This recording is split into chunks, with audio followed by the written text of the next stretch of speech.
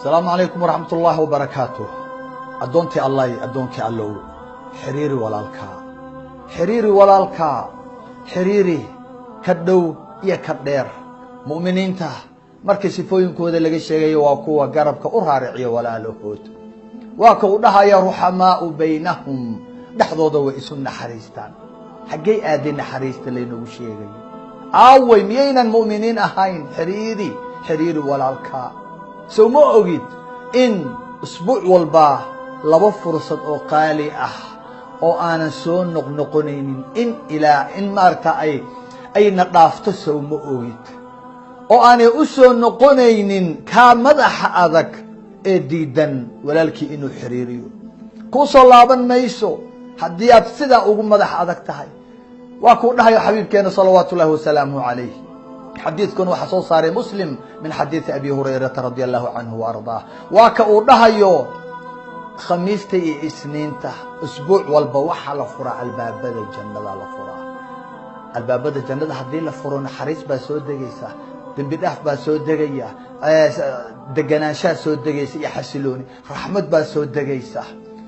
waxaa loo dambi dhaafaa qof walba oo aanan ilaahay u shariig yeelin markaas la dhahayaa eeg naxariista ilaahay u kaadiya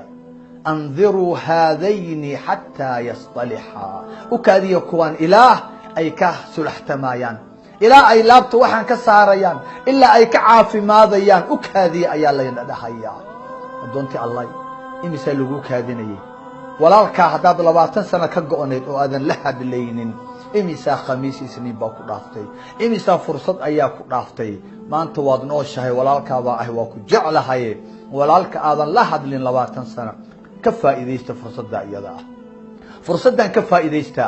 oo waa fursad qaali ah marnaba ina soo mari mayso maxaad ku goynaysaa walaalka maxaad ku goysay walaasha oo jannada ku waayaysaa maxaaba adduunyada ku goysay walaaluhu cadow maaha adoomaha ilaahay cadow maaha kuwan cadow ka yeelo laguma dhihin kuwan gool laguma dhihin kuwan maaragtay ka fogow laguma dhihin kuwan cadaawad u qaad laguma dhihin kuwan waa kuwa lagu yiri xiriiri waa kuwa lagu yiri maaragtay jeclow kuwa lagu yiri salaan kuwa lagu yiri caawi yuusan ibliis in nafsad shahwada adduunyo iyo qurun wax yeesan naga goynin walaalaheen aynu isjeclaano aynu ismaaragtay caawino laabteena aynu xaarno ilaahay haydan barakeeyo meel walba aad joogtaan allah idin walaaleeyo allah idin mideeyo ilaahay waxaan ka bariyaa adduunyo aakhirada inaad walaalo noqotaan wa kunu cibaadallahi ikhwana assalamu alaykum wa rahmatullah